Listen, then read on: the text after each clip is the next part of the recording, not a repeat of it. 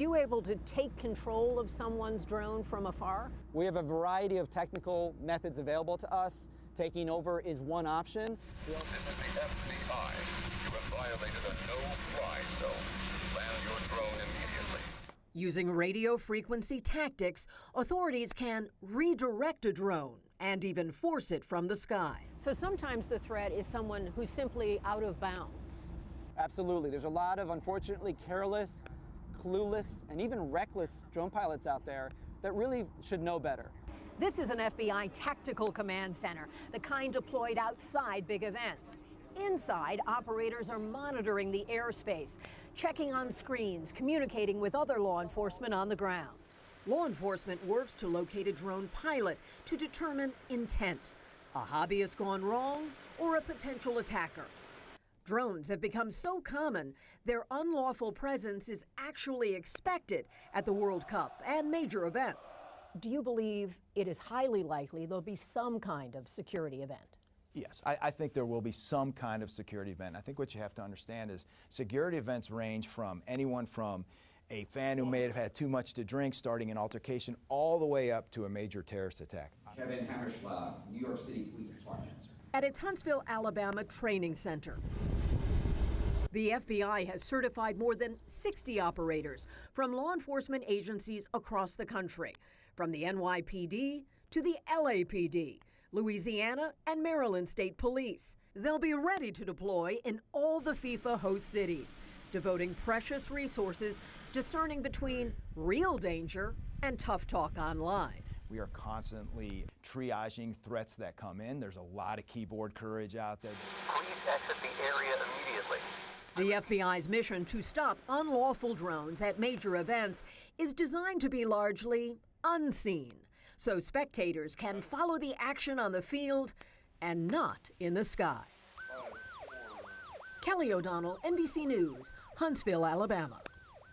And you can watch the 2026 FIFA World Cup Spanish language broadcast starting June 11th exclusively on Telemundo and Peacock. And finally tonight, you've probably heard of Ronaldo the soccer star, but have you heard of Ronaldo the Chihuahua?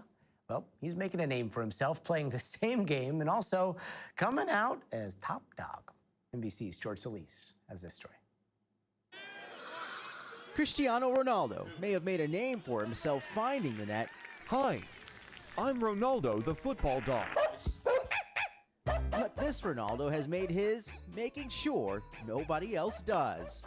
Millions on social media have watched this adorable 6-year-old Chihuahua dachshund mix leap, snatch, and sprint to make the stop, proving that while some may be born to bend it like Beckham, others are apparently bred for it. We kind of say that he's like a reincarnated soccer player. And his name was Ronaldo before we even knew his soccer gift. Sam Katzman and his family hoped their four-legged phenom would follow in his namesake's cleats. But this Ronaldo seemed determined to guard. And not only did he block them, but he would also do acrobatics in the middle of it. Like he would totally twist himself and grab the ball, which was amazing that we never taught him any of this. Each video proves his prowess. Saves lasting only as long as the balls keep coming.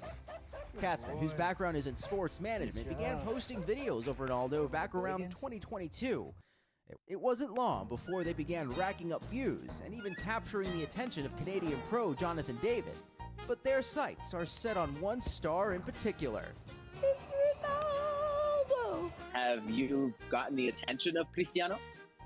No, that's the dream. We need you to tell him, Cristiano, come on, your godchild is sitting here waiting for you to like his videos. That's the ultimate goal. His favorite ball, even the one named after the replica of Ronaldo's Golden Ball trophy. Clearly can sense it's nearby. Impressively, the balls are more or less regulation size, but the family does deflate them some to keep things safe. When he's not playing soccer, he's watching it. He loves everything about soccer. While Ronaldo, the human, is set to make history at this World Cup as one of the GOATs, his canine counterpart seems content enough as an underdog who can certainly hang with the big dogs. George Solis, NBC News. Come on, Cristiano, your god dog is waiting for you. Wonderful story. George Solis, thank you so much. That's going to do it for us tonight. I'm Gotti Schwartz. We'll see you here on Monday, but until then, stay tuned to NBC News.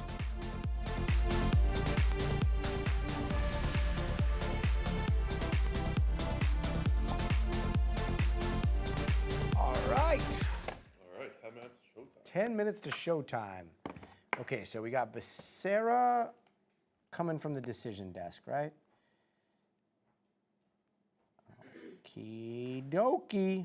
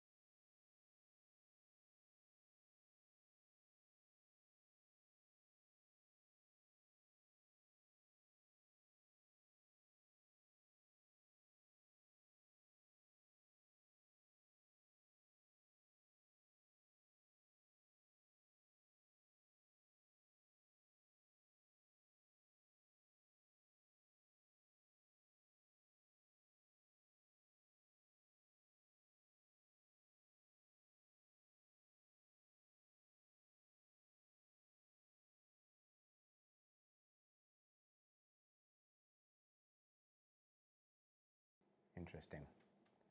All right, chat. Are you guys hearing me now? So we are looking at the latest coming in from the NBC decision desk. You see, Becerra is now a projected. We're saying projected winner, but this is, again, two people advance to the general election. So there's going to be two projected winners that will then go to the ballot in November. And so the question we have right now is whether it's going to be Steyer or whether it's going to be Hilton. I'm trying to do math right now in my head, and it's not looking pretty. It's a jumbled mess up there. I'm not, Steve Kornacki. But you can see that difference right there, that 16,000. That's the difference between Becerra and Hilton. But you got to also remember that there is a stacked lineup of Democrats that are vying for this top two positions, below Hilton and Bianco, Sheriff Bianco, are really the two big front-runner Republicans, and Hilton has widened his gap considerably. So it's either going to be Hilton or Steyer. And Steyer's got quite a bit to make up between now and, I don't know, whenever they finish vote counting here in California. But yeah, this is very, very interesting. So we are going to be doing this first, I think.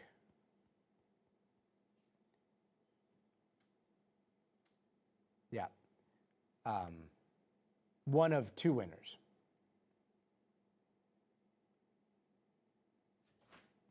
All right, let's see here. Dun, dun, dun, dun, dun. Okay. Helmuth, watching from Orlando. Hello, Orlando. How's it going? Little Blue Gecko. Hi, how are you? Doreen. Hello. Lucky Penguin. Regular. Dude, I know.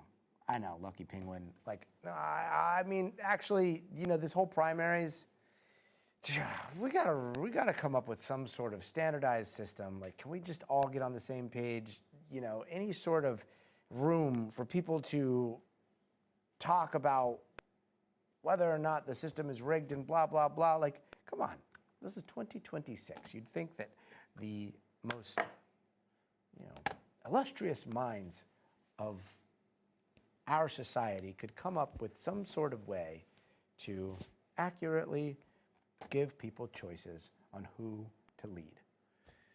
But this primary system is what we got, and it's going to take quite some time to come to a complete tally of all the votes. Lucky Penguin, I don't believe election conspiracies, but it's taken to,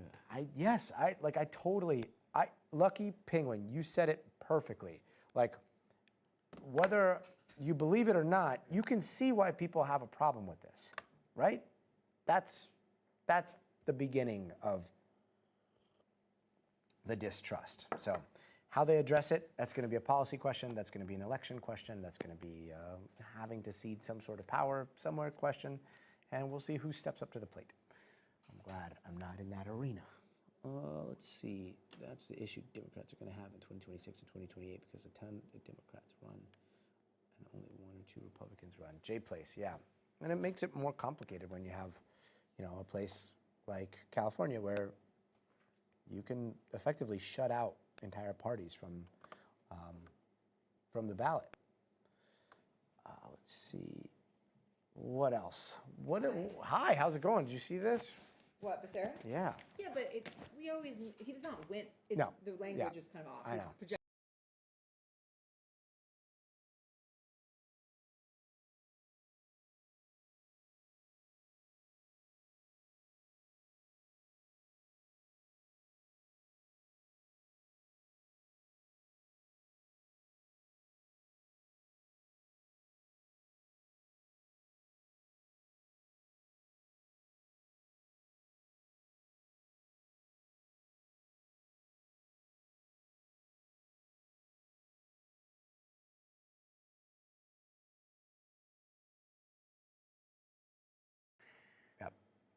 All right, and guess who's here? One of my best friends. Hello. There she is. Can everyone hear me? Yeah. Is everyone watching and as intrigued by the LA mayor race? They are as we so are? intrigued. Wait, are you guys more intrigued by the LA mayor's race or the governor's race? Okay, so watch. Can I read you some of these comments? Yeah. The New York Times just push alerted it, so I guess everybody's projecting it right now. Let's see. I don't believe election conspiracies, but if it's taking this long to vote, I would get it. Yeah. Yeah. Totally. I think that's fair. We'll talk about that. California should go to a regular primary system. This is taking way too long. You know, when this law was voted on, it was supposed to make politics less polarizing, but it's now more polarizing. Yeah. Dude, I know. I agree. Guys, I get it. Elevated discourse on the chat. It is. Whoa. Very good discourse. Love it. Love it. Wait, just want to make sure you think that's the right call. When I told Frucci that, he was like, let's not update. Yeah. Just to come on and update the show to say Becerra's. I think this is great. I think No, for nightly. Yeah. Would you make that? Like, I kind of said we don't need to.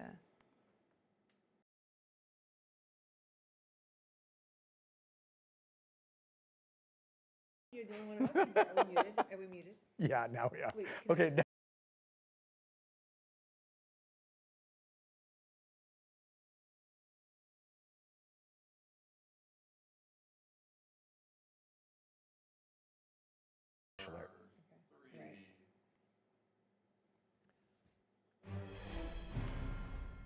Hey there, I'm Gotti Schwartz, and we are coming on the air with breaking news. The NBC News decision desk is projecting that Democrat Javier Becerra will head to the general election in the California governor's race. He will grab one of two spots, his opponent yet to be determined. And this comes as the other major race that has dominated the conversation is still too close to call. That's the race for LA mayor. The total vote could still take a while, which is something one candidate is not too happy with. Earlier today, the other frontrunner who could grab that spot in the governor's race, Republican Steve Hilton, introduced what he's calling the Election Count Accelerator Plan. It would send extra ballot counters to counties that need them, and it would deliver all race results by June 11th. Okay, June 11th. That still seems far away, but let's pull out the calendar for a second. In California, election officials are supposed to count most ballots by June 15th, but they have until July 2nd to certify county election results, and statewide results have until July 10th. So Hilton's proposal would slash that waiting time nearly in half. Let's bring in NBC's Liz Kreutz, who's on set with us. Just yesterday, we were talking about how long this could take, but we just got this call today. Not all calls, but definitely one of the higher profile calls.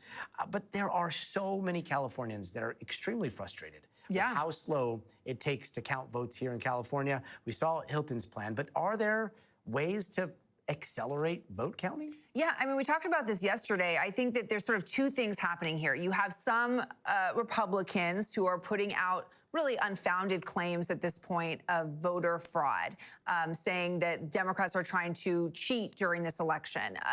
That's not the case. The reason it's taking so long is simply because of this vote-by-mail process here in California, where ballots can be received up to 7 days after, as long as you postmarked it in the mail by Election Day. And that is what leads to it taking so long to count the ballots. But that said, there still can lead to some sort of like distrust and frustration in this process when it does take so long. California, I think, is the slowest state in terms of counting ballots. Again, it has to do with the fact that we make it so easy for everyone to vote, but there's a lot of frustration. There's some people are saying, should they make it where if you're going to mail it back, you have to have it arrive by Election Day? And if you're going to vote on Election Day, it either has to go in a drop box or be in person. But those are all policy decisions that happen in Sacramento, and maybe this will force that conversation. Yeah. Meanwhile, the other race that everybody's watching and talking about, the race for mayor here in Los Angeles, I know we continue to get votes in and ballots counted, but what's the latest? Do we have somebody that's emerging here other than Karen Bass? Yeah, so just like 10, 15 minutes ago, as all of this was happening, we also got the update, the latest drop. And you can see that Spencer Pratt is still in second place here, but Nithya Raman is inching her way up. There is now only a 3.3 difference between the two of them. Spencer Pratt in this latest batch went down a point. Nithya Raman went up 1.5 points. And this is with 71% of the votes in. There's still an estimated 250,000 votes to count.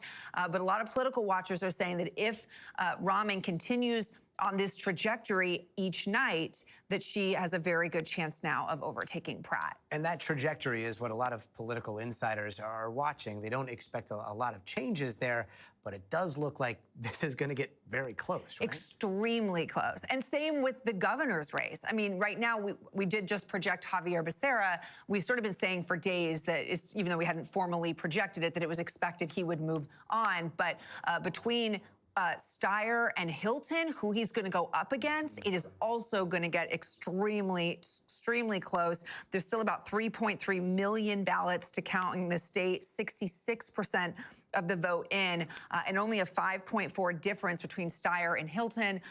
So he still has more gain to ground, for instance, than Nithya Raman on Pratt, but he is inching his way up as well. So both races are going to be extremely tight. The amount of math that is in our future for the next week or so is going to be quite confusing. Yeah. Liz. We could be here for days, Scotty. I can't wait. Can't wait to be here with you for days. Yes. Liz, thank you so much. Meanwhile, President Trump visited Wisconsin farmers today, and he was hyping up what he sees as economic successes on a day where the latest job report is showing that employment is up 172,000 jobs last month, but at the same time, a rough drop out on Wall Street. The NASDAQ all of a sudden plunging, seeing its worst week in over a year. The president says those two things are related, and we're going to get into all that in just a bit. But first, new U.S. attacks on Iran tonight coming right on the heels of an exclusive interview between the president and Kristen Welker for this Sunday's Meet the Press. And here's a preview of that conversation.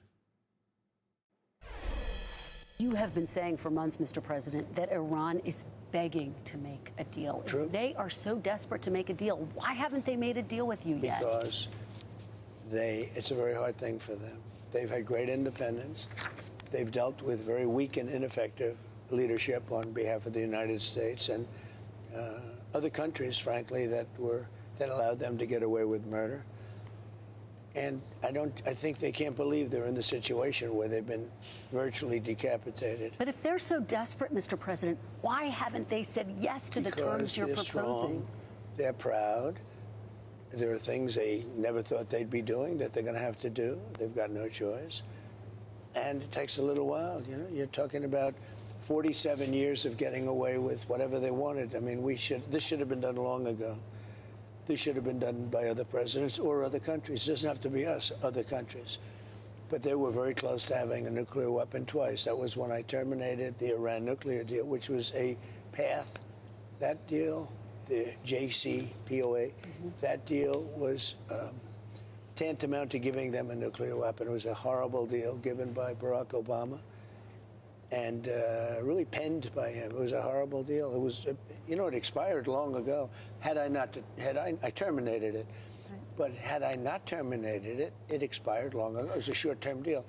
It was a road to a nuclear weapon. They would have had a nuclear weapon 5 years ago. But, Mr. President, I'm curious because when you were campaigning, you said you would rip up the Iran nuclear deal, but negotiate a better deal. Why didn't you negotiate a better deal at the time? Because after it was ripped up, there weren't guardrails, and they escalated their production of enriched uranium. Excuse me. It takes years to do these things. These people have been fighting for 47 years. They've been killing Americans. They've been taking off their legs and their arm, and their faces have been hurt so badly and so horribly. I'm moving very fast. I'm into 3 months. You know, Vietnam lasted 19 years. I'm into my 3rd month, and all I do is say, whoa, when are you going to win? If I were a Democrat, nobody would be talking that way, but it doesn't matter to me. I've gotten so used to it. Look, we have totally destroyed their military. They have some missiles left. They have some drones left. Do you know how many missiles? Yes, exactly. How many? I don't want to tell you. Can you give me a ballpark? But they have some left. No, but I know almost to the number, and we know where they are too, and we know where their drones are, and we know where their drone factories are. Most of the drone factories have been knocked out. Most of the launching pads have been knocked out, and most of the missile manufacturing areas have been knocked out. But they still have capacity. They have some missiles. They have some drones. I would say percentage-wise, maybe 21, 22% of their missiles. It's a lot of missiles, but it's not what it was when we first attacked. And NBC's Gabe Gutierrez and NBC's Courtney Cuby join us now. Courtney, we're coming on the air with some breaking news about Iran, right? What's going on right now? Yeah, so we've just learned out of U.S. Central Command that, in fact, the U.S. has taken more military strikes against Iran. In this case, they hit 2 different locations. One is known as Qeshm Island. It's sort of at the northern side of the Strait of Hormuz, at the base of the Strait of Hormuz, basically. The other one is on the other side of the strait, that critical choke point, in a place known as Garuk. What's so critical here, though, to know, Gadi, is the U.S. took strikes after the Iranian military, or probably in this case, the Islamic Revolutionary Guard Corps, launched off a series of drones that the U.S. military says were threatening maritime operations in the Strait of Hormuz and in the region. The U.S. shot down 4 of those drones and then took strikes on the coastal radar sites, basically the locations that are able to control those drones, launch them off, and then tell them where to go. Now, this isn't the first time that the U.S. has struck these sites, but it is just another instance of this back and forth between the U.S. and the Iranian military that we have seen over the last several weeks that escalates and escalates until one side takes a number of strikes. The big question now is, will Iran respond? We've seen them retaliate against the more recent strikes by lashing out at U.S. allies in the region and in some cases going after U.S. officials and U.S. personnel in the region as well, Gadi. And Gabe, we just heard what the president said about Iran. So the question remains, in that interview, how much closer are we to some sort of deal here? Well, Gotti, at this point, it is still unclear. You heard the president say to our colleague Kristen Welker that Iran has no choice but to come to a deal. He has said that in some way, shape, or form now over the last several weeks, but he's saying that the reason, and Kristen pressed him on this, why haven't they made a deal? If he claims that they are so desperate to do so, his response was, they're proud, basically. And so I know there's been, the administration has talked about the difficulties in communicating with the Iranian regime, but it's something else that I thought was interesting, Gotti, about Kristen's interview. She pressed him when he said that Iran still had some missile capacity. At first he said he didn't want to talk about it, but then he did say that he believed that the Iranian regime still had 21 or 22% of its missile capacity. He downplayed that that was a significant amount, but certainly it's really unclear at this point how close we are to any sort of long-term peace deal with the Iranians. Yeah, he certainly seemed very confident about the intelligence that he's receiving on their armament there. Gabe, the president also spoke to farmers today, and he spoke to them on a day when we also got a better jobs numbers report, a pretty big hit to Wall Street at the same time. What was his message today? Well, certainly a lot going on with the economy today, Gotti. You can see I'm standing here in a farm right next to the barn where President Trump spoke to these farmers. And this is huge ahead of the midterm campaign season. This is one of the most competitive House districts over the next several months. He was here backing the local Republican here, a House member who would need to hold on to his seat, seen as a crucial seat. And he spoke with the Democratic challenger a little earlier today. She thinks that she can, and she calls herself a moderate, that she can take advantage of some of the economic questions and concerns about the Iran war, how it's affecting farmers. Well, the president eager to tout new economic numbers today with regards to that jobs report, as you mentioned. Let's listen to what he said just a short time ago, Gotti. I'm delighted to report that for the third month in a row, the jobs numbers, I guess you saw them this morning, they just got released and they smashed all expectations by actually 3 times. With today, everything is crazy. You have great job numbers, the stock market goes down because they think interest rates will go up. And when interest rates go up, they stop inflation. Well, you know what else stops inflation? Growth actually stops inflation. And they ought to go back to the old system. When we have good numbers, the markets ought to go up, not go down. So certainly a complicated economic picture there, Gotti. Yes, these jobs numbers, 172,000 jobs added, much more than the expected 80,000 that had been expected. So the president latching onto that still. The stock market had a difficult day based on those concerns over inflation. But one thing the administration is also touting is that over the last several weeks, gas prices have come down about 30 cents, more than 30 cents or so. The question is, what will this mean long term if this conflict drags on here in Wisconsin? We did speak with several farmers who have, gas prices may have come down the last few days, but they are still very high, and fertilizer prices are high. And we did speak with some of them who are huge concerns about this. Still, the ones who attended this event here with the president, they are sticking by him. They think they agree with his decision to attack Iran. But certainly this is a battle that's going to play out here in Wisconsin, in this district, and in other districts around the country where some vulnerable Republicans are concerned about what the Iran war means for their future prospects, Scott. NBC's Gabe Gutierrez and Courtney Cubie, thank you so much. And you can see more from Kristen Welker's exclusive one-on-one interview with President Trump. That's this Sunday on Meet the Press on your local NBC station and NBC News Now. And now let's head to space for a pretty touch-and-go day on the International Space Station. 2 air leaks, not one, but 2 air leaks on the ISS got serious enough that NASA sent its U.S. astronauts to the attached Crew Dragon in case they had to pull an emergency escape. The problems are once again happening along this area. This is the Zvezda service module. It's the Russian part of the ISS, and it's in this transfer tunnel known as PRK. They're all basically safely back on the ISS now, but it is not over. The Russians are still trying to fix those leaks, and there's some controversy on how to do it. NBC's Tom Costello has more. The urgent call from Mission Control this morning ordered astronauts on the space station to begin an emergency procedure, move to the docked SpaceX Dragon capsule. For all USOS crew members, I need you to execute procedure, EMER procedure 3.4, Crew Dragon establish safe haven. The order came as Russia worked to patch 2 new air leaks on its side of the station. Russia says it was able to repair the first, but fixing the second leak might involve using a saw to gain access.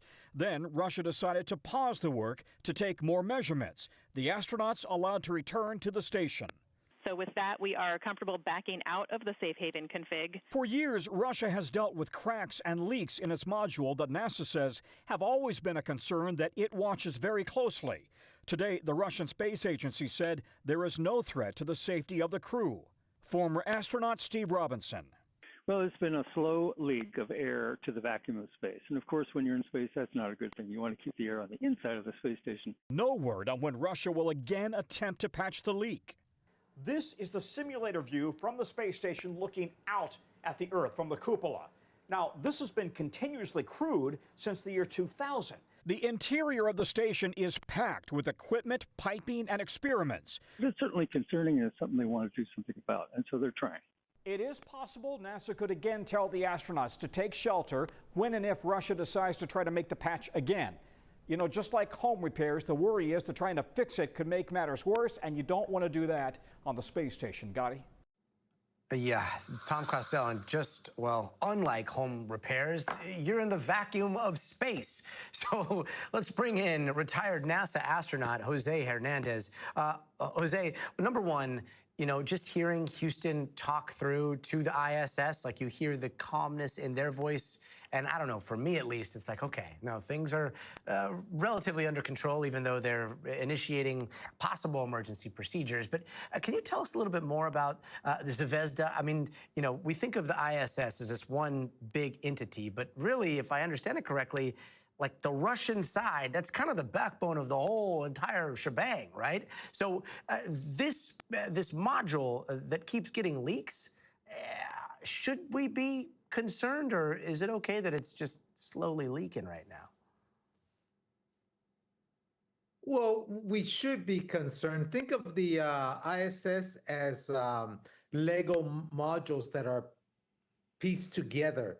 And so, so if you have a leak in one part, you can always seal it off, worst case scenario, and not use that part and use the rest of the station, which is possible. But this has been an ongoing problem, Gotti, for since 2019. We've had these leaks. They're micro leaks, small cracks in the structure that allows air to go out. You know, it's only the leak rate was about 1 pound per day, and compared to the fact that we have 2,600, 2,800 pounds in the whole station. So it's not a lot per se, but it still cause for concern. And certainly when they start repairing it, you want the crew to be in the escape modules because, you know, I just think of when I try to repair a water leak and I turn the thing wrong, all of a sudden the water starts spurting out, and you don't want that to happen. Have a catastrophic leak. So it's good that they do that. It's all precautionary. So the long-term issue is a structural problem. Will these micro cracks add up enough to create a structural failure? And the fact that we're going to retire the space station by 2030, I think we can take care of it right now. Give it tender, loving care, and it'll last to 2030, perhaps even a couple years longer. But certainly we shouldn't spend a lot of money to try and replace that module because we're heading back to the moon, and I think that's where our resources are ultimately going to go. Yeah. All of a sudden, it is sounding more and more like a home remodel where it's like, leaky roof, just patch it up with some tape right now. But how do you patch up one of these holes in the ISS? I know tape is an option, right? Yeah, well, they have some type of like a putty material that where you can, if it's a micro crack, you kind of stick it in, not just the surface, but it goes into the crack and it gives it a little bit more of a sealing effect. And so that's how they're doing it. And then the second one the access to that leak, they had to solve some things, and NASA said, "Whoa, hang on, Roscosmos. Let's get our group into the evacuation module, and so that if something does happen, then they're able to escape." Yeah, and like you said, I mean, this is looking to be decommissioned in around 2030. We're going to have a whole conversation on whether they should push it out or maybe just bring it back and let it burn up in the atmosphere. Jose Hernandez, thank you. We do have a Lego set, by the way, an International Space Station Lego set. I didn't have time to build it. I'm going to try to get the neighbor across the street who's like 13 to build it for me. But next time you're here, we'll have that conversation. Lots to come. Yeah, sure do. Thanks so much. And turning now to the war that's happening in Ukraine, where Russian President Vladimir Putin says he sees no point in meeting with Ukrainian President Volodymyr Zelensky. He said that at an economic forum in St. Petersburg today, just about 24 hours after Ukraine's President Volodymyr Zelensky penned this open letter appearing to taunt Putin's age while also calling for face-to-face peace talks. All of this happening a couple days after Ukrainian forces struck St. Petersburg, just as Putin's economic event was about to start. NBC's chief international correspondent Keir Simmons reports from St. Petersburg. Yeah, hey there, President Putin speaking for hours at this forum in St. Petersburg, but not really changing the message at all, rejecting a proposal from President Zelensky, which was not the first time that the Ukrainian leader had proposed this, that there should be a face-to-face meeting between Putin and Zelensky. President Putin saying, what sense does that make? Suggesting that there ought to be working groups coming up with proposals before something like that should actually happen. In fact, the Russian leader and the Kremlin are now saying consistently, and have been for some time, that they believe that they reached an agreement in Alaska with President Trump, and that agreement just needs to be seen out, needs to be borne out. Now, that agreement, according to the Russians, included that Ukraine would surrender territory and give all of Donbass effectively to the Russians in exchange for security promises. Well, the Ukrainians have publicly said that they would not do that. And anyway, President Putin today suggesting that his goals aren't just about territory, that he would also want to change in Ukraine politically. So they're just so far apart, they remain so far apart that it's difficult to see how progress is going to be made. And certainly I asked the Russian Deputy Prime Minister here tonight how long this war could go on for, and he said for as long as until President Putin's goals are met. Now, there was another moment today which was very interesting, and that was that a representative of President Trump was in the audience, a man called Rodney Cook, and he was asked to give some words, to say something. That seemed to surprise him.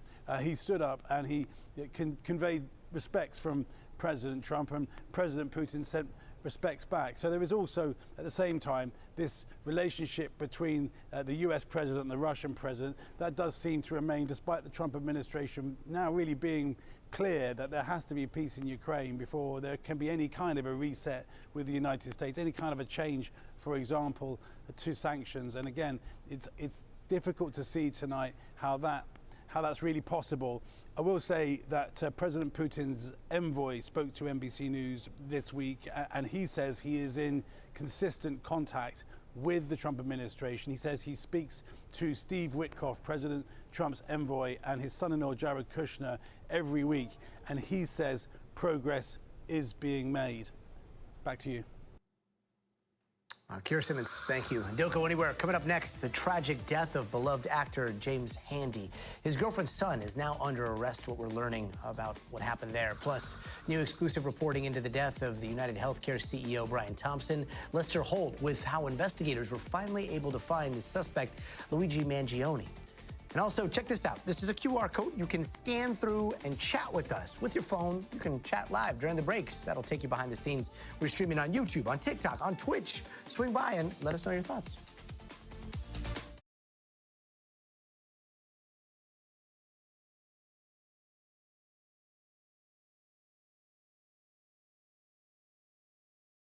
today. Stuttering Sport. God, he needs to be on Miss Rachel Moore. That would be, she's the best. She is the best. You guys don't want to hear me singing. Mr. Aaron. Mr. Aaron was very, very gracious in the hookup that he gave me with the auto-tuning on the Miss Rachel. But look who we got. We want to hear Gotti there it is. sing. No, we don't. Yes, we do. There it is. Boom. Hi. Steve Patterson in the studio. Crazy story. You know it's a good day for that. Also, Kevin, dude, your iPad is so much better than my iPad. We're streaming from Kevin's iPad today, and it is like, he's got the, it's like, it is a good one. Man. He always has the best stuff. He does. Let's see. Hello from Honduras. Hey, what's up, Pedro? How are you? It has been a minute. It's cold in the 6. Why do you always tape the last segment? Ooh, good question. You want the real answer? Good question. Tell him, Gotti. Because people don't want to stay that long for me. I want to know too. They want to leave Yeah, early. Gotti, why do you always tape the last segment? Enlighten us. People are like, you're not going to make us stay for the whole entire, all the way. Do you know what traffic looks like in LA and Washington, D.C. and all these places? I don't know what it is. He's rapping though. Anyway. He's spitting bars. All right, 30 seconds, 30 seconds. We got to get through headlines. Hold up real fast. I need to triple check these. I think I saw them a little bit earlier. William is in the house. William, good luck on surgery next week, man. We are all going to be praying for you here. Okay. Fantastic. Let's see. I can talk forever. 10? Okay. Which platform? TikTok, for now. 4. Here we go. Hey, welcome back. Here are some other headlines we are watching tonight. Today, the FBI arrested 3 people in Kansas and California for allegedly conspiring to support ISIS. Now, according to the complaint, the defendants used Discord chats and phone calls to talk about possibly giving the terrorist organization money for killing American service members abroad. And Brendan Banfield was sentenced to life in prison today for orchestrating an elaborate double murder plot targeting his wife and another man. He was convicted earlier this year for the 2023 killings. A home security camera caught the moment a family fought off a group of teens who police say were armed and trying to carjack them. Look at this. This happened yesterday while one of the men was installing a dash cam in his truck. Now, he took the gun, it's hard to see, but he took the gun that was pointed at his face like John Wick. And that's when his brother, his dad rushed out to help, and they were able to keep them there until cops got there. And Texas Governor Greg Abbott says the state is working with federal officials to slow the spread of the new world screwworm just days after the first Texas case was detected in the United States in nearly 60 years. Now, Abbott says the plan is to release sterile male screwworms to mate with wild females, preventing reproduction. Screwworms are flies whose larvae feed on living tissue of livestock. And an update on the drama inside CBS News. The 3 remaining 60 Minutes correspondents are speaking out after the firing of the program's executive producer and longtime correspondent, Scott Pelley. Today, Leslie Stahl, Bill Whitaker, and John Wertheim say that they plan to stay on because they, quote, don't want to see 60 Minutes die. And police in Los Angeles are right now investigating the death of a veteran actor, James Handy, who they say was murdered by his girlfriend's son. Now, Handy was found with a stab wound to his chest outside his girlfriend's home Wednesday morning. LAPD arrested a suspect. He is 44-year-old Michael Glendhill after they say he flagged them down, responding to a 911 call, and reportedly, he said he was the person that they were looking for. Joining us now is NBC's Steve Patterson. Steve, so he flagged the officers who were responding to this murder call? He flagged them down? Well, I mean, that's not even the half of it. This story is so wild, Gotti. First of all, police believe he's the one who made the 911 call in the first place after they believe he stabs Handy. Stabs him to death. It's 9:30 a.m. Wednesday morning. Apparently, somebody calls police, right? Makes this 911 call. The dispatcher says that he says, quote, I am the son of man. I just killed the man of sin. They show up to the residence. This is his mother's home. The mother is the girlfriend of Handy. They find, obviously Handy on the ground, unresponsive, stab wound to the chest. And then they're looking for the person, and it's him, Glendale, waving his hand, essentially, what appears to be in video, raising his hand. Police come over. He's like, essentially, I'm the guy that you're looking for. So it's not only the chilling nature of what he says to the dispatcher, it's how casual he sort of turns himself in this quiet neighborhood after committing this heinous crime. Wow. Any word on motive here? We don't know. I mean, obviously, when you hear something like this, you might assume some mental instability. Certainly, the mother has said things to that nature about the possibility that maybe something was wrong at home. Some neighbors reported hearing an argument or a spat or something, maybe some bout of shouting. We simply don't know yet. Wow. And have we heard from the mom? We have, yeah. This is Wendy. Wendy Glynhill. She released a statement saying, quote, "I love James. This should have never happened to him. I'm so sorry to the family and his friends."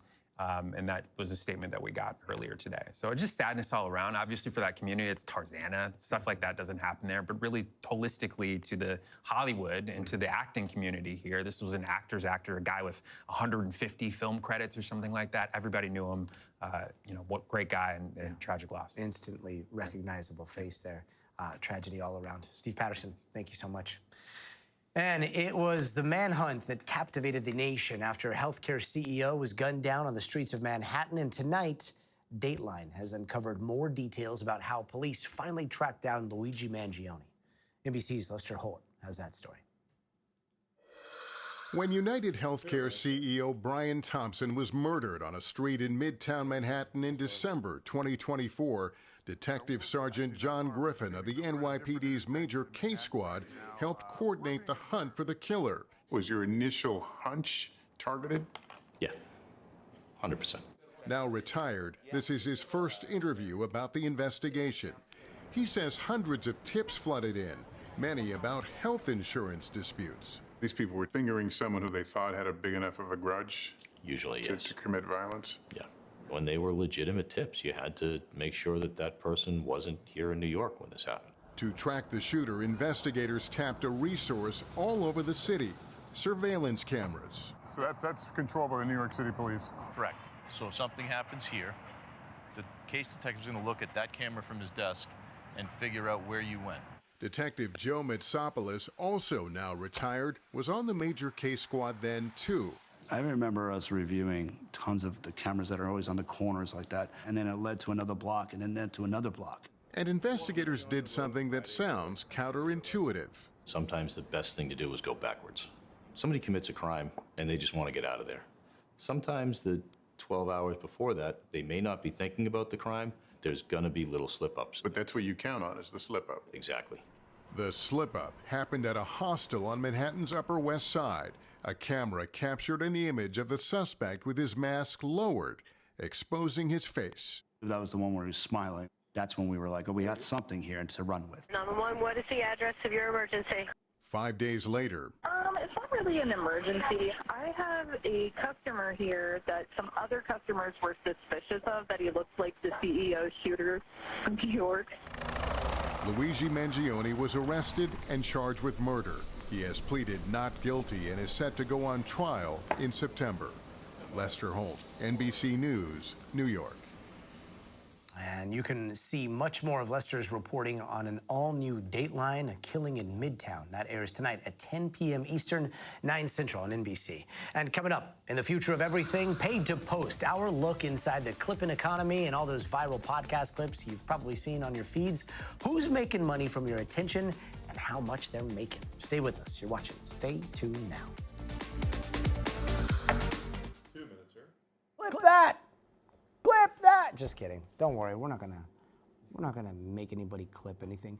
But we are gonna talk about the clipping economy, which is crazy. I don't know if you guys are familiar with how the clipping economy works. A loss on this AI film. He's really good at Elmo. Oh yeah, I love it. The Tribeca one? Yeah. Love it, love it, love it. I'm so excited. That's Lisa talking. I don't know if you guys can hear her, but we're adding a Dharma Lost piece on an AI film out of Tribeca, the Tribeca Film Festival. And it's a feature-length film fully in AI. Is it good? Is it bad? We'll see. Studio tour. People are asking for a studio tour. I mean... A new, unconventional movie is turning heads this film festival. This part is the wall, right? Studio tour. This is the wall. This is my chair on rollies, okay? And then we're gonna roll ourselves way back over here. 1 minute. That is big. No, that's the windows.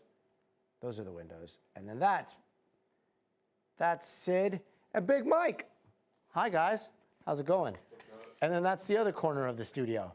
I know, very anticlimactic studio tour. But it's a box, guys. It's a box. 4 corners, 4 walls. And then there's a master control studio around here.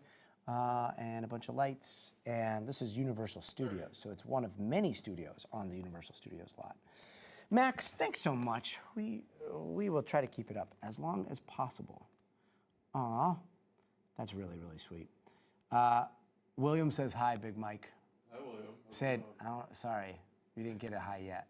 No love for Sydney? Man, that's because you're not a regular in here yet. 5, 4, 3.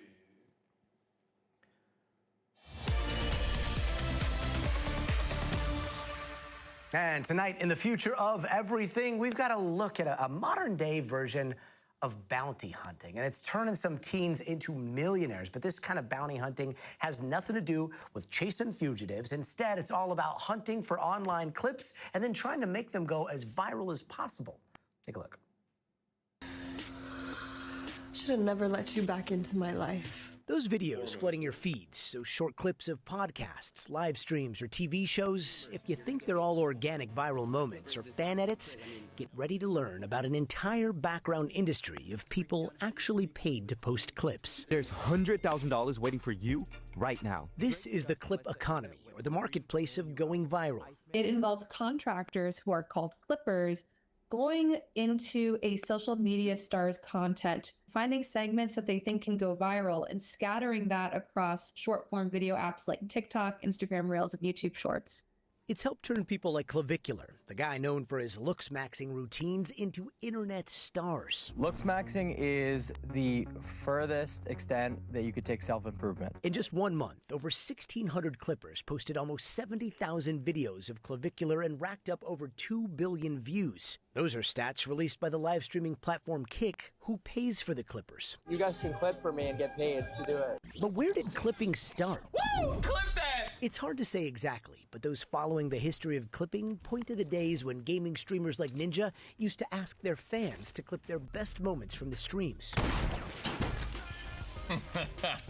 Clip that, dude. Fans ended up creating highlight reels that people could share. This is more a professionalization of that kind of fan army that people used to have by people who are not necessarily fans but are paid contractors. And the rise of monetization of short-form video platforms like TikTok and Instagram Reels turned that feature into a core part of content discovery. Now streamers like Neon are paying clippers over $1 million a month. Then how are you paying clippers $1 million this month? It just everything goes right back into them. Comparatively speaking, it can still be a cheap form of advertising. A Google search ad averages at $38.40 per 1,000 impressions, which is $3,800 for 100,000 views. For that same reach, clipping only costs $30 to $75. That's a standard rate listed by the most popular clipping agency, aptly named Clipping. What up, gamers? But just because it's cheap doesn't mean clippers aren't making a whole lot of money. You can scale up to a few $1,000s a month, and depending on a creator, even in a 5-figure range. After that, you can scale up more deals, more campaigns, and go as high as $15,000, $20,000, $30,000 a month from clipping. Alexa runs a clipping agency called Cliptic. We have a clipping community of over 70,000 members. He's 18 years old, and he suggests that the rest of the community is just as young. All the people that are doing clipping are usually anywhere from 15 to 20 years old. And the tactic is going mainstream. Content from Netflix and Amazon Prime shows are being boosted by paid clippers, and an executive at Capitol Music Group told Bloomberg that they use it to promote artists including Ice Spice and Offset. We reached out to Netflix, Amazon, and Capitol Music Group for comment, but haven't heard back. The world's biggest YouTuber, Mr. Beast, has paid clippers for his own content, and now he's got his own clipping company called Vyro. And it could be a covert operation, since clips aren't labeled as ads, which people might be more likely to scroll past. There's this expectation when you're driving by a billboard, you're like, okay, somebody has paid to put an image in that billboard spot. But with clipping, there isn't always that media literacy on the viewer's part, understanding that what they're seeing is actually marketing. It's a new internet ecosystem, blurring the line between choice and influence. You're kind of trying to flood the zone with your content in a way where you become inevitable and ubiquitous, and people are not necessarily going out of their way looking for you, but are sort of being groomed to accept that you will be in front of their eyeballs. A reminder to pay attention to what your attention is paying for. And the Tribeca Film Festival is back, celebrating a few milestones this year. Some people are threatening to boycott that major film festival, though. And the reason? Because of a film made with a whole lot of help from AI. Our Chloe Malas talks with a film director who's causing controversy while making history at that fest. A new unconventional movie is turning heads this film festival season. Dreams of Violence, premiering at Tribeca. And every frame you're seeing here is all AI generated. The 75-minute drama based on Iran's anti-government protests earlier this year is the first of its kind to screen as part of a major film festival's official lineup. What went through your mind when you learned that the Tribeca Film Festival was going to have you premiere your movie? It was kind of shocking because we were in the middle of kind of sending it out to other festivals, and the major ones, like, they were like not having it. The Dreams of Violence director Ash Kusha says he mainly used Kling AI to generate these scenes, but he says he wrote it and handled post-production like editing and sound design. Kusha says at its core, the movie is about the human experience, a subject that hits close to home for the Iranian filmmaker. I come from Iran. First experience of living there, being prosecuted. When the brutal crackdown happened, it kind of was a moment for me to basically not stay silent and do something about it. He turned to AI for its low cost and quick turnaround, saying that the entire project cost only $2,000 and took about 2.5 months to complete, pretty much by himself. That incredible new efficiency causing concern for many across an industry that still employs hundreds of thousands of people. According to government data, film and TV jobs already at their lowest levels since the 1990s, other than the pandemic. The pushback is loud. Tribeca accepted a fully AI feature film. What the f***, man? Not just around the Tribeca Film Festival, but across Hollywood. I'm AI. That's award-winning director Guillermo del Toro at Cannes. There were also reports that another AI-generated film, Hellgrind, was featured at the prestigious festival, while in reality it was screened at a theater in town and was not officially part of the competition. Kidding! Controversy also over RuPaul's upcoming movie, Stop That Train. This is the perfect time for a big queer breakout, but the one that we're getting is tainted by AI. Unfortunately, I am no longer going to go see it. The train is not running. The film's director pushing back on the AI backlash, posting, quote, "There are a sum total of 0 shots conceived by AI. Not enough to silence the critics, who point to an AI company listed in the credits. We did not get further comment from the director. It all comes as some big stars are leaning in, like Martin Scorsese and Ben Affleck. Back in the Big Apple, Tribeca Film Festival's co-founder defended selecting an AI movie in a statement to NBC News, saying it's a powerful example of how emerging technologies like AI can be used not simply as tools of innovation, but as vehicles for deeply human storytelling. The director of Dreams of Violence tells us he understands the controversy. What do you say to the backlash right now? I think it's valid. I agree with them. I hate like 90% of what the AI output in media is. But adds that using this new tech to make something worth watching will always require some manpower. This is at the beginning of thousands of jobs being created, because the more we get into the capabilities of AI, the more operators we need. Easier than ever to make a movie, an industry embracing AI will likely depend on what the audience wants to watch. Chloe Malas, NBC News. Definitely broadening horizons on what kind of stories can be told. There's so much nuance in that reporting. Chloe Malas, thank you. Coming up, the hype taking over New York City and San Antonio for tonight's Game 2 of the NBA Finals. We are live outside Madison Square Garden. Next, you are watching. Stay tuned now. All right, That's my sports voice. Let's go. Let's go. Basketball. Guys, wait, hold up. You know, because it's I love basketball and I love all the athletics. Lisa, I don't know what you're talking about. But guys, let's talk about that Tribeca film. I want to see that. I went into that story feeling a certain kind of way, and then I came out of that story feeling a whole different kind of conflicted. I mean, look, like that, those protests, the uprising in Iran, where they killed tens of thousands of people, like how are you supposed to tell that in a visual way? Gosh, lots to think about there, lots to think about. But you know what?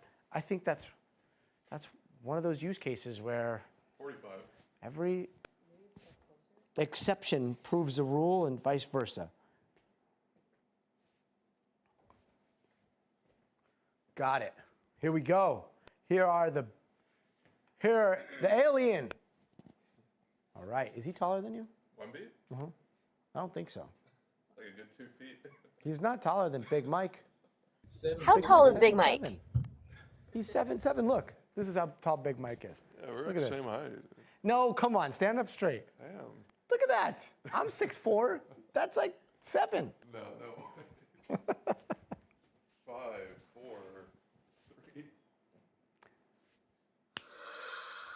Hey, we are back with the madness that is the NBA Finals. Game 2 just tipped off, and if it's anything like Game 1, we are in for a treat. Game 1 was drama. It was theater. It was everything that the people wanted to see, especially New York, who pulled off that win. The city is rallying behind the Knicks so they can finally win that ring after 53 years. Everyone holding their breath when Knicks star Jalen Brunson hurt his leg during Game 1, but it seems like it wasn't too bad, or he is just a beast because he's going to play through it. But on the other side of the court, there is the one, the only, I mean, I should be way down here because that is the alien. That is 7'4", 22-year-old Wemby. He is no joke, but can he step up under the pressure? This is a battle of youth, of depth versus experience versus grit. We are here for all of it, including this fan who is cheering on the Spurs. The culture, the people, the family, the atmosphere that you feel here in San Antonio is fantastic. And let's bring in NBC New York's Checky Beckford, who's outside of Madison Square Gardens in New York. Oh, it looks dead over there. That does not look at all lively. No one showed up today. What's going on? I know. No, it is electric here, Gotti. I mean, these people are pumped up. As you mentioned, the game just started. Yeah, you can hear. I'm going to sit by the way so you can get a better look at this here. So we've got about 250 fans packed in here. They got online earlier this afternoon, and around 7 o'clock, the security here had to tell people who were online that they were packed, they were at capacity, and you should have seen them. People were super upset. Police had to come in and tell them that they had to move from the area. We didn't get violent or anything like that, but they were definitely disappointed that they couldn't get in. But these lucky folks you see in front of you here, from just covering all demographics. We're talking about younger, older. We see some toddlers in the audience. We see some women. We see some men, some older people, obviously. But yeah, it is really, really just a crowd of people who are so happy, so excited about the Knicks being in the finals. The Knicks and the Spurs, to just be fair to everybody here, looking ahead to Game 3 on Monday. I mean, that looks like madness right now. We also know that the president is going to be there. Like, what is security going to look like, especially after we saw, like some drama on the hardwood on that game on Wednesday? Well, we can imagine the security is going to be pretty tight. It's going to be locked down here. The president hasn't released too much information about what that will entail, nor have his people done so. But from press experience with the president being in the city, we know that it's going to be very, very tight. We also know Mayor Mamdani's going to be there. He has said he's going to take regular seats. He's not going to be in one of those suites or be courtside. He saved his money and bought some tickets and plans to be at the game just as a regular New Yorker. But you can imagine that if Game 3, if it's like this right now with the Knicks playing in San Antonio, it's going to be just insanity. It's going to be insanity on Monday.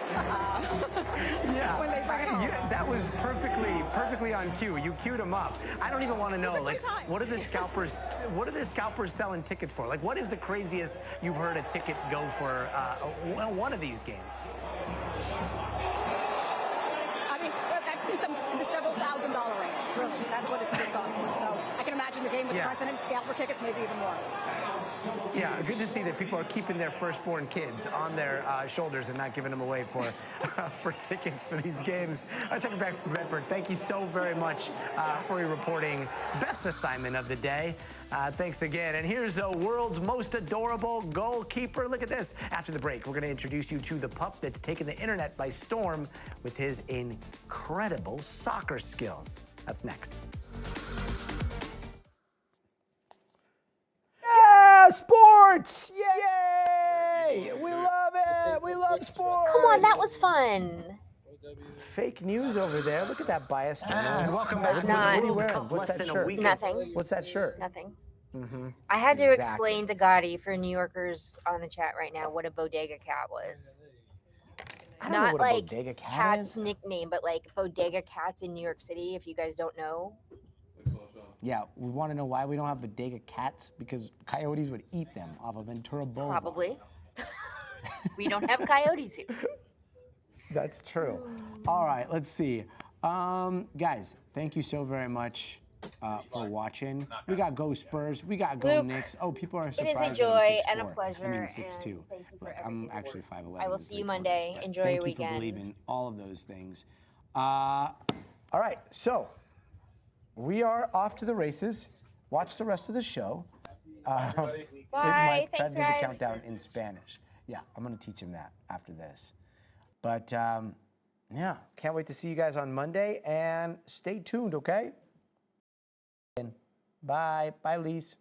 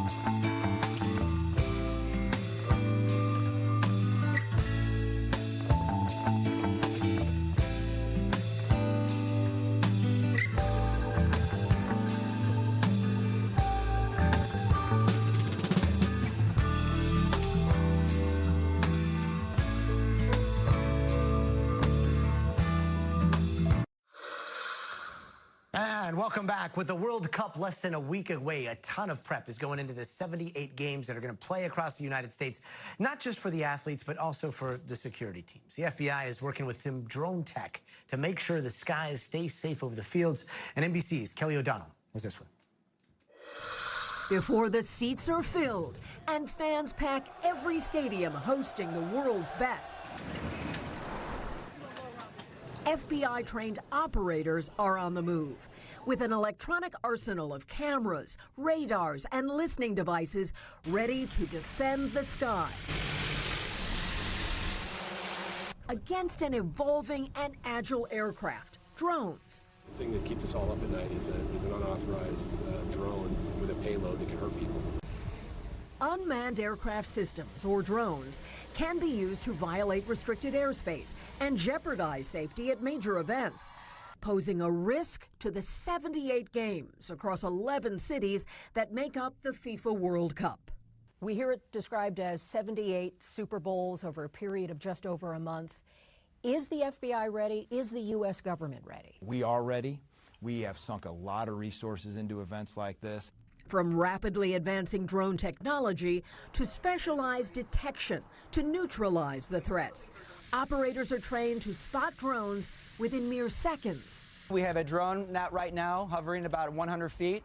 In this simulation, demonstrating a drone homing in on a soccer stadium. Our immediate goal is to eliminate this threat and get it out of this area. Are you able to take control of someone's drone from afar? We have a variety of technical methods available to us. Taking over is one option. This is the FBI. You have violated a no-fly zone. Land your drone immediately. Using radio frequency tactics, authorities can redirect a drone and even force it from the sky. So sometimes the threat is someone who's simply out of bounds.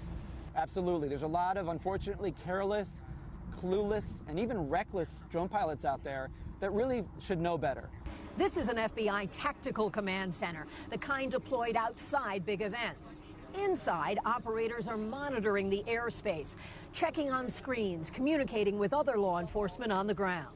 Law enforcement works to locate a drone pilot to determine intent, a hobbyist gone wrong or a potential attacker. Drones have become so common, their unlawful presence is actually expected at the World Cup and major events. Do you believe it is highly likely there'll be some kind of security event? Yes, I think there will be some kind of security event. I think what you have to understand is security events range from anyone from a fan who may have had too much to drink, starting an altercation, all the way up to a major terrorist attack. Kevin Hammerschlag, New York City Police Department. At its Huntsville, Alabama training center.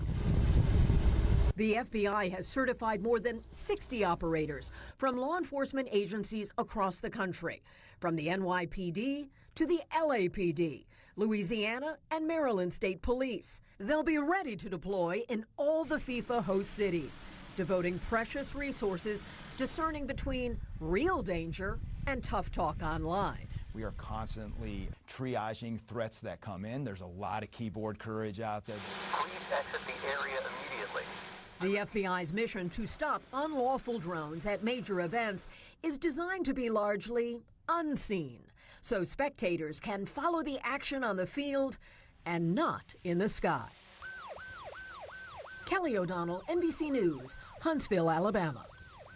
And you can watch the 2026 FIFA World Cup Spanish language broadcast starting June 11th exclusively on Telemundo and Peacock. And finally tonight, you've probably heard of Ronaldo, the soccer star, but have you heard of Ronaldo the Chihuahua?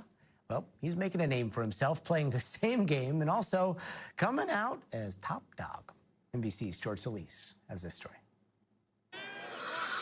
Cristiano Ronaldo may have made a name for himself finding the net. Hi, I'm Ronaldo, the football dog.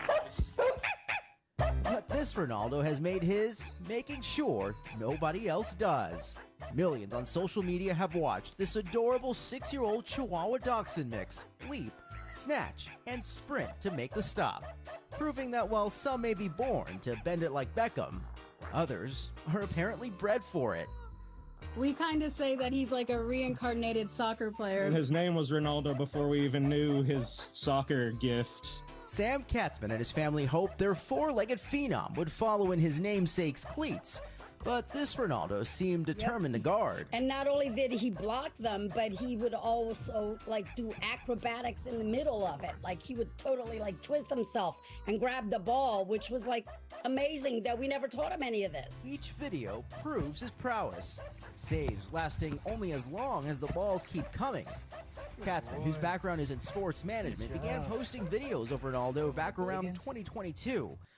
It wasn't long before they began racking up views and even capturing the attention of Canadian pro Jonathan David. But their sights are set on one star in particular. It's Ronaldo! Have you gotten the attention of Cristiano? No, That's the dream. We need you to tell him, Cristiano, come on, your godchild is sitting here waiting for you to like his videos. That's the ultimate goal. His favorite ball, even the one named after the replica of Ronaldo's Golden Ball trophy. Clearly can sense it's nearby. Impressively, the balls are more or less regulation size, but the family does deflate them some to keep things safe. When he's not playing soccer, he's watching it. He loves everything about soccer. While Ronaldo, the human, is set to make history at this World Cup as one of the GOATs, his canine counterpart seems content enough as an underdog who can certainly hang with the big dogs. George Solis, NBC News. Come on, Cristiano, your god dog is waiting for you. Wonderful story. George Solis, thank you so much. That's going to do it for us tonight. I'm Gotti Schwartz. We'll see you here on Monday, but until then, stay tuned to NBC News.